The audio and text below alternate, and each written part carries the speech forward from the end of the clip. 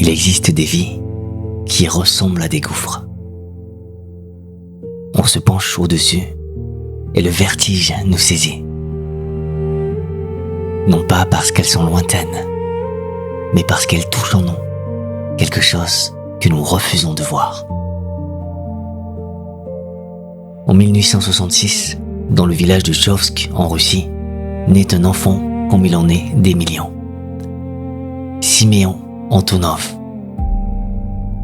Fils de paysan, il grandira avec la terre sous les ongles et une force physique colossale. Il boira, il se battra, il portera en lui cette soif que rien ne semble pouvoir étancher. Ni le plaisir, ni l'ivresse, ni la compagnie des hommes. Un homme ordinaire. Un visage que personne ne distinguerait dans la foule immense de l'Empire. Et pourtant, cet homme deviendra Saint Silouan de l'Athos, l'un des plus grands mystiques du XXe siècle. Le chemin qui sépare le paysan du saint ne passe ni par les livres, ni par les honneurs. Il traverse un territoire que très peu d'êtres humains acceptent de regarder en face. L'enfer intérieur.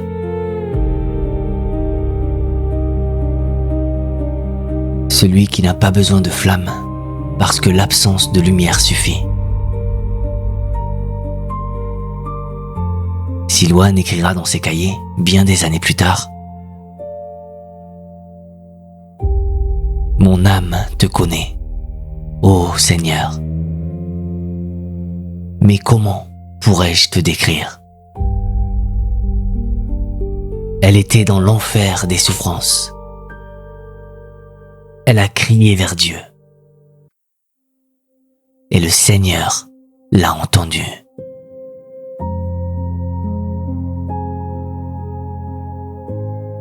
À 26 ans, Siméon quitte tout. Il entre au monastère de Saint-Pantélémon, sur le mont Athos, sur cette presqu'île de pierre et de silence, suspendue entre le ciel et la mer Égée. Peu après son arrivée, il reçoit une grâce foudroyante, une vision du Christ vivant, d'une intensité telle qu'elle reconfigure toute sa perception du réel. Il voit, il est vu, et pendant un instant, le monde entier se tient dans la lumière. Puis cette lumière se retire, sans prévenir, sans explication. Et c'est là que commence la véritable histoire. Ce que nous allons traverser ensemble n'est pas un cours de théologie. C'est le récit d'un homme qui a touché le fond de la souffrance et qui en est remonté transformé. Nous explorerons 15 années de ténèbres intérieures. Nous décortiquerons la parole mystérieuse qui l'a sauvé. Et nous découvrirons le fruit le plus inattendu de cette descente. Un amour si vaste qu'il embrasse l'humanité entière, ennemis compris. Ce récit nous concerne tous, parce que Silouan parle de ce que nous fuyons le plus, notre propre obscurité.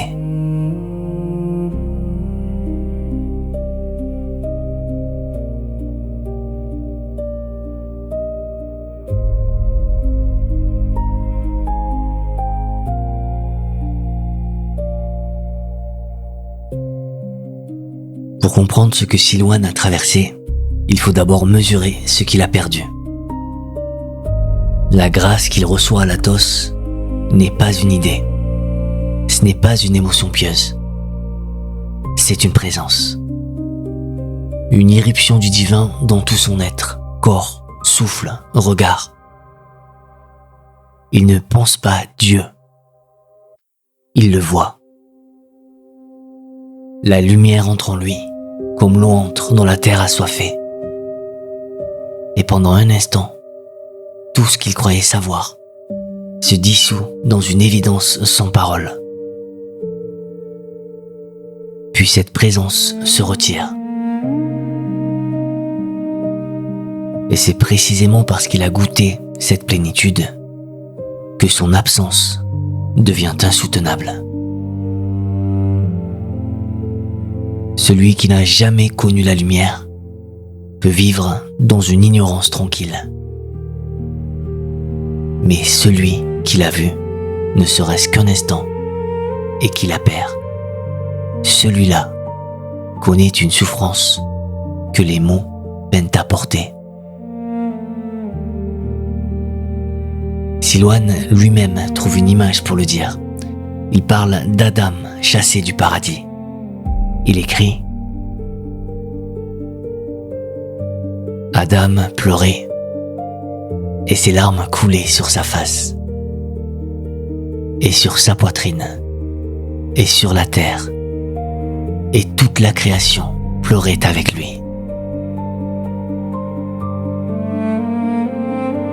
Ce n'est pas de la littérature, c'est l'écho de sa propre chute, projeté sur la figure la plus ancienne de la mémoire humaine.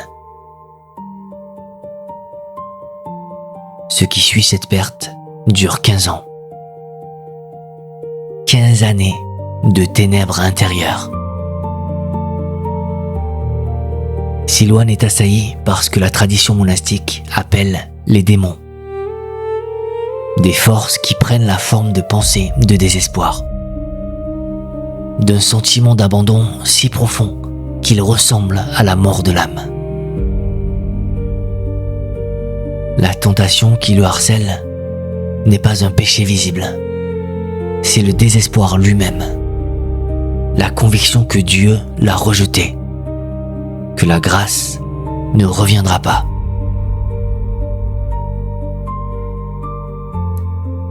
Et Silouan ne traverse pas cette épreuve avec des moyens extraordinaires. Il ne reçoit ni vision, ni miracle, ni parole de réconfort. Il tient par un seul fil. La prière nue, répétée, obstinée. La prière de Jésus, murmurée des nuits entières. Le front contre la pierre froide de la cellule. Encore et encore. Sans réponse, sans consolation, sans rien d'autre que le silence et la persévérance d'un homme qui continue de frapper à une porte qui semble fermée à jamais.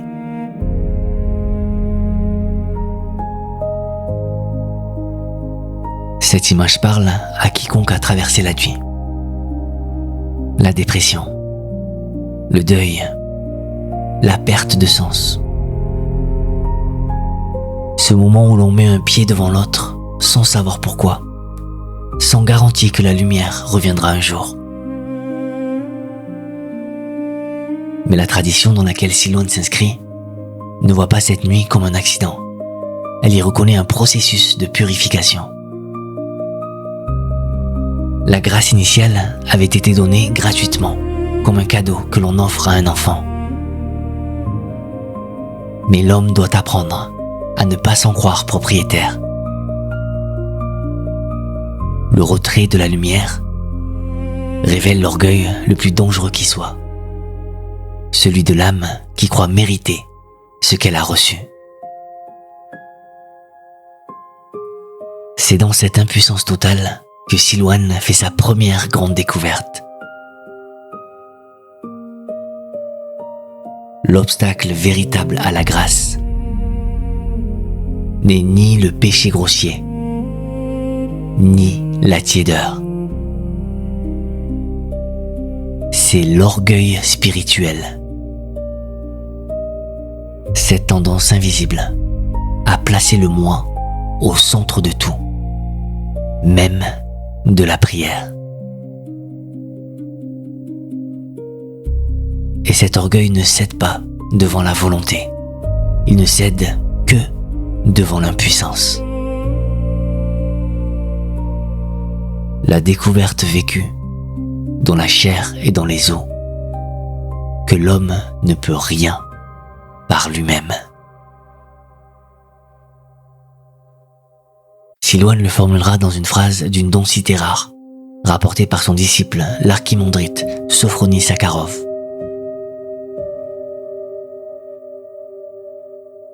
Le Seigneur instruit l'âme, non par les paroles, mais par la souffrance.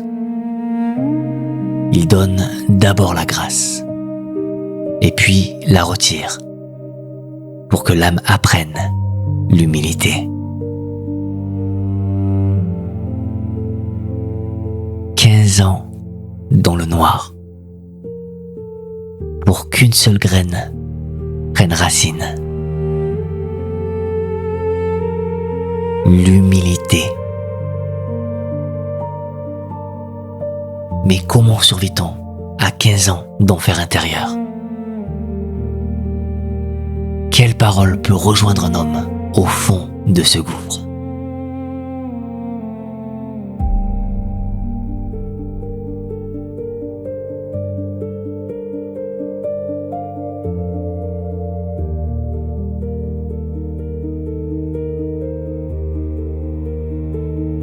La scène est d'une simplicité nue. Un moine épuisé dans une cellule de pierre.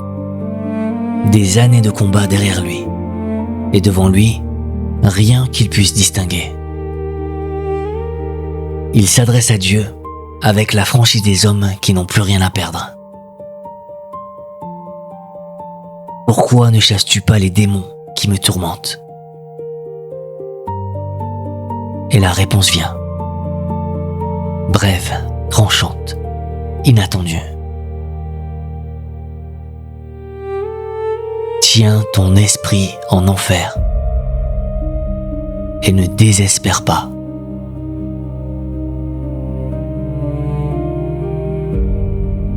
Ce n'est pas un enseignement de théologien, c'est une parole de feu adressée à un homme au bord de la rupture. Et cette phrase deviendra la clé de voûte de toute sa vie spirituelle, le pivot autour duquel tout s'organise. Écoutons-la lentement. Elle contient 2 mouvements, et chacun est indispensable à l'autre. Le premier, tiens ton esprit en enfer. Il ne s'agit pas de masochisme. Il ne s'agit pas de cultiver la souffrance. Il s'agit de lucidité. Silouane comprend qu'il doit accepter de se voir tel qu'il est réellement, un être fragile, capable du pire, ne méritant rien. Non pas comme un exercice morbide, mais comme un acte de vérité. Regardez ce qu'il y a derrière la façade. Tout ce que nous passons notre vie à décorer, à embellir, à défendre. Le laisser tomber. Et se tenir là, nu, sans image de soi à protéger.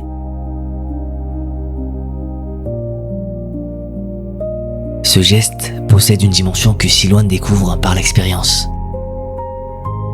En acceptant la pire vérité sur lui-même, il désarme l'ennemi. Les démons ne peuvent plus le tenter par l'orgueil.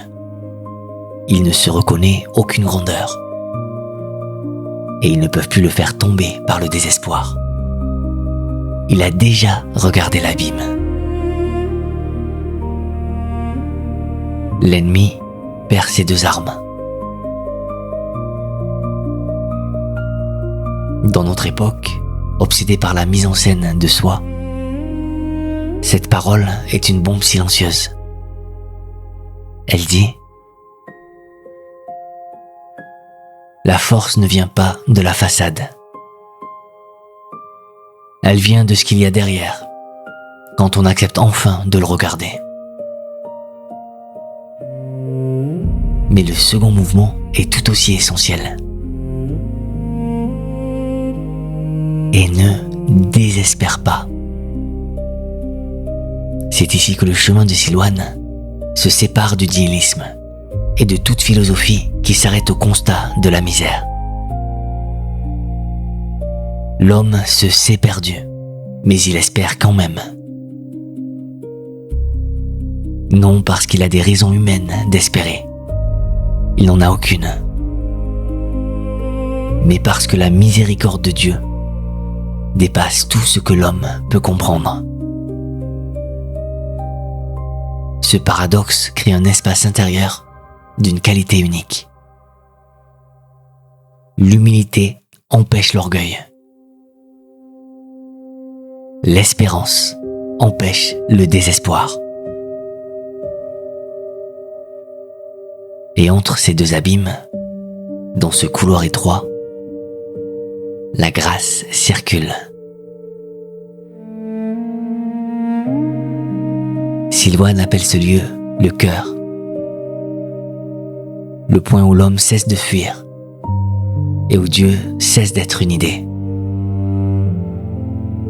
Silouane écrira dans ses cahiers: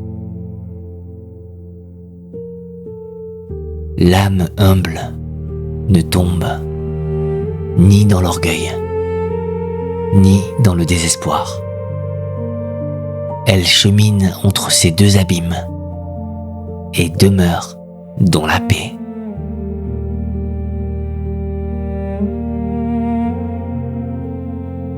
Pour ceux qui traversent l'épreuve, le deuil, l'échec, l'effondrement,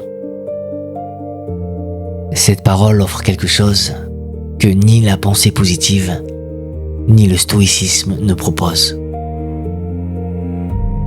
La permission de descendre au fond, combinée à l'interdiction de s'y noyer. Vous pouvez regarder votre souffrance en face, mais vous n'avez pas le droit de conclure que tout est fini. Parce que quelque chose de plus grand que votre douleur existe, même si vous ne le voyez pas encore. Et c'est de ce lieu-là que naît la chose la plus inattendue. Un homme qui a traversé l'enfer ne regarde plus les autres de la même manière. Quelque chose en lui s'ouvre, et ce qui en sort, c'est la prière pour le monde entier.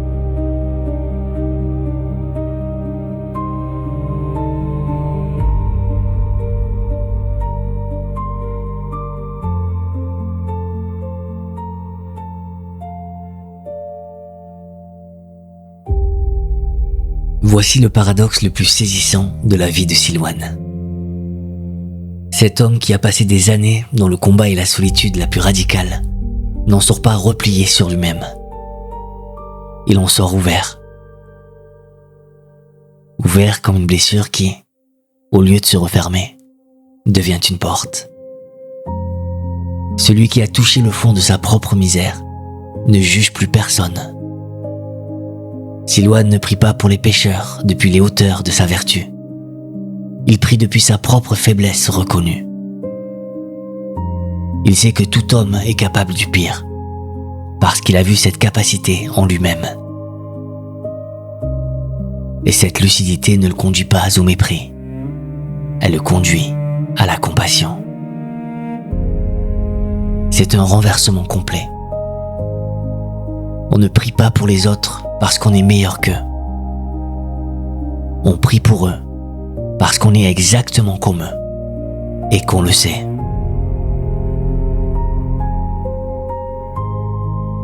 La prière ne descend pas du haut vers le bas.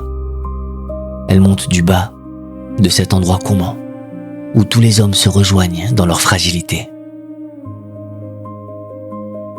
Silouane va plus loin. Pour lui, l'amour des ennemis est le signe distinctif de l'Esprit Saint, le critère, la pierre de touche. Aimer ceux qui vous aiment, c'est naturel, mais aimez sincèrement ceux qui vous font du mal. Cela, l'homme ne peut pas le produire seul. Ce type d'amour ne vient pas de nous. Il nous traverse. Un épisode éclaire cette conviction avec une force particulière. Un moine affirme un jour, en présence de Silouane, que Dieu punira les impies en les jetant dans les flammes éternelles. Et Silouane lui répond avec une douceur qui ne plie pas. Mon frère, tu n'as pas encore connu la grâce de Dieu. Celui qui connaît Dieu par le Saint-Esprit prie pour le monde entier avec des larmes. Son cœur a compassion de toute créature, et surtout des hommes qui ne connaissent pas Dieu ou qui lui résistent.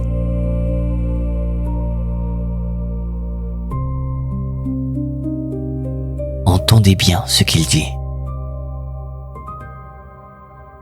Silouane ne nie pas le mal. Il ne relativise pas le péché. Mais il refuse catégoriquement qu'on jouisse du châtiment d'autrui.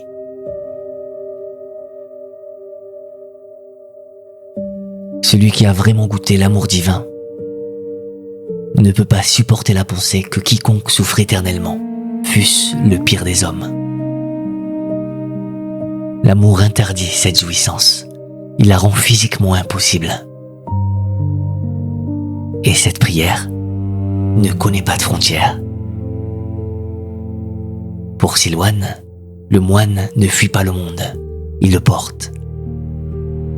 Il se retire du bruit pour prendre en charge la souffrance des hommes avec une intensité que le bruit rend impossible. Le monastère n'est pas un refuge, c'est le cœur silencieux du monde. Cette vision dépasse le cadre monastique. Toute personne qui, dans le silence de son cœur, porte la souffrance d'un autre sans le juger, accomplit le même geste que Silouane. La prière universelle est la vocation de tout cœur, qui a cessé de diviser le monde entre ceux qui méritent notre amour et ceux qui ne le méritent pas.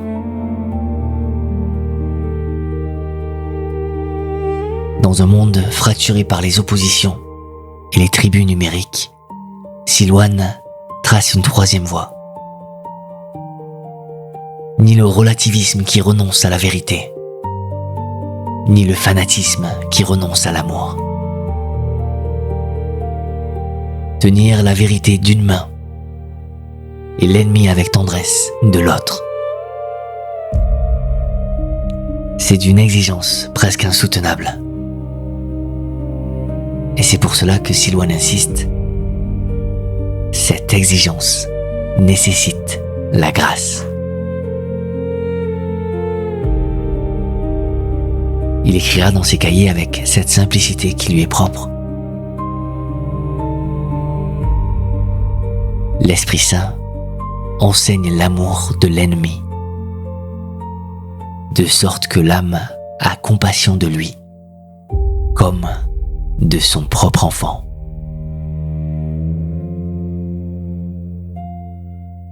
Comme de son propre enfant. Pas comme un étranger que l'on tolère, comme un enfant que l'on porte.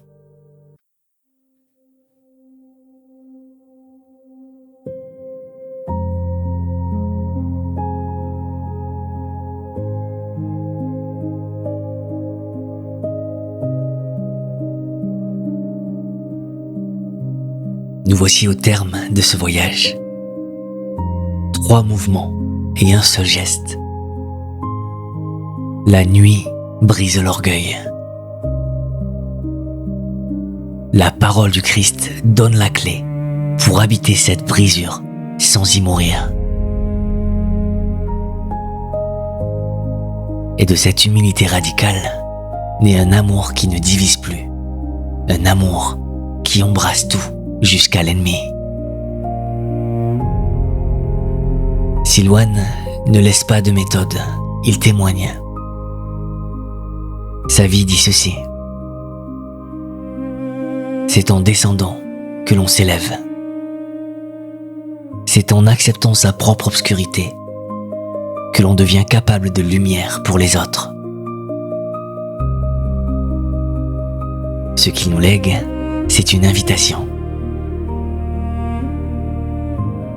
Cesser de fuir ce qui nous fait peur en nous-mêmes et découvrir que c'est là, dans ce lieu que nous évitons le plus, que quelque chose d'infiniment plus grand que nous attend. La prochaine fois que vous traversez un moment d'obscurité, au lieu de fuir, restez un instant. Non pas pour vous y complaire, mais pour y chercher ce que Silouane a trouvé. La certitude tranquille que même au fond de l'abîme, vous n'êtes pas seul.